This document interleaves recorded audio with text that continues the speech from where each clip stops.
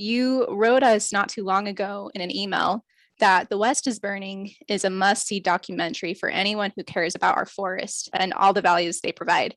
It is timely, tells the correct story, and provides solutions to solving the catastrophic wildfire threat to our forests and communities.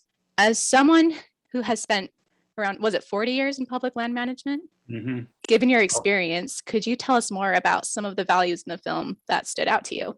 Part of that, and the part that I was particularly intrigued with, was with Jerry Frank, right? I mean, Jerry and I go back a long, long way. And he used to be, when he was working for the Forest Service, head researcher at the H.J. Andrews Experimental Forest in Blue River, Oregon, on the west side, on the McKenzie River, which burned up last summer. But the entire community of Blue River was totally wiped off the map. Western Oregon, old growth, cedar, Doug fir, grows huge tree, you know, that whole scenario. And just went through it like it wasn't even standing there. You know, Jerry, he just knows the ecology of the Doug fir region in the Pacific Northwest so well. And he just paints that picture in that real calm, smooth, you know, presentation style. And he just makes the right points about what needs to be done and the importance of collaboratives, of working together across the landscape. You can't do it, you know, in a little bubble. It won't work. So it's just excellent. Just an excellent discussion around what's wrong and what needs to be fixed and how we go about doing that. Was there a specific experience or lesson learned that gave you this realization of why collaboration is so important in forest management? Well, you know, the point is that they are public lands, right? So the public has a say. Local people make their livelihood in one way or the other because those lands are there. And it's not just, you know, a product like a tree that goes to the mill that created economic value and all of those kinds of situations. It's water. Without those lands, those valleys that are in private ownership wouldn't be able to do what they do in terms of farming, you know, ranching, you know, the whole myriad of recreational opportunities.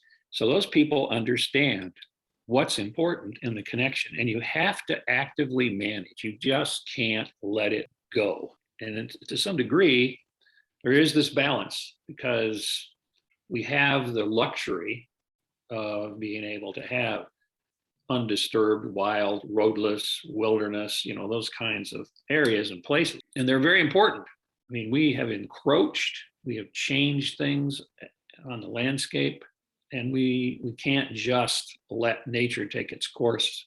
That's why we're in the pickle we're in right now. You know, when we got on this idea back in the early 1900s that we need to put every fire out at a 10 a.m. policy on public land. That's why we have the fuel accumulation that we have today. We've got ourselves so wrapped around the axle with bureaucracy and laws that are on top of laws and regulations that are on top of regulations. And then you throw on top of that climate change, droughts, you know, too much water in some places, not enough moisture in other places, and the accumulation of fuel and the change in the weather patterns and 100-degree days and 116-degree days in Salt Lake City and smoke so thick you can't breathe. I mean, you put all that together and, you know, kind of the chickens are coming home to roost. We as a country, as a group of people who cannot have trouble working together now. I mean, we got where we are as a species because we could work together. So the film showed how community leaders are increasingly playing key roles in wildfire mitigations and community protection. So that with climate change, how are leaders in your community engaging in wildfire mitigation and community protection? That is what's going on now. Mm-hmm. We have some very active collaboratives. We have all over the state of Idaho in particular. I mean, there's factions on both ends that won't have anything to do with it, right? And they continue to try to throw rocks in the pond and make ripples and lawsuits and chase appeals and, you know, all of that stuff. But the real true folks that are around the table working every day, and there's a lot of that going on from a collaborative point of view, are making really good decisions. They're in it to solve the problem. There's a lot more activity happening now than there was 20 years ago, 15 years ago, and it's all because of collaborative work. But it's not enough. We've got 1 billion acres nationwide under the risk of catastrophic fire. And that's not just public land. I mean, that's private land as well. As you know, we've encroached into the interface. Growth is exponential, particularly in the Intermountain West. And it diverts really what fire resources we have away from wildland fire management to protection of house and home. So what do you think are some viable solutions for helping protect the homes and communities that are in the wildland urban interface? So we can pinpoint where the most at-risk communities are. And it's not everywhere. That's good. It's some good news. It's in specific locations. We know right where they are.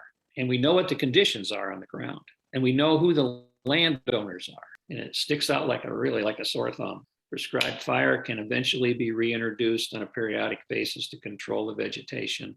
Some of it would be viable in the sense of, yeah, you could put it on a truck, send it to a mill, and create wealth from that and pay for itself.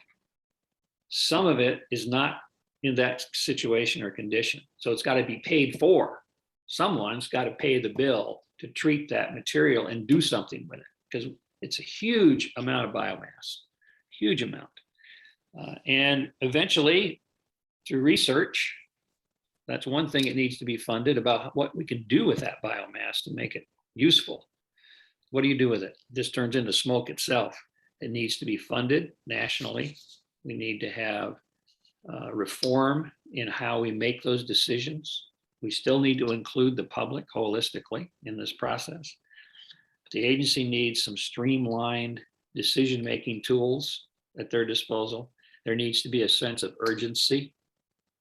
We need those collaboratives to support and work on these projects. We need to do this on a massive scale. We spend billions fighting fire.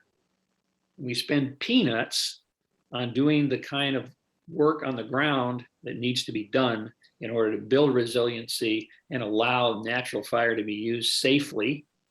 We've got the whole process upside down. It was very frustrating when I was working for the Forest Service. Just, we wanted to let the fire happen naturally and do its thing, but the public just was very undereducated and kept calling in, and eventually it was just became a political issue and we had to put it out. And you're right, it's just so many resources are going into fire suppression and response and not into the mitigating side and the prevention side.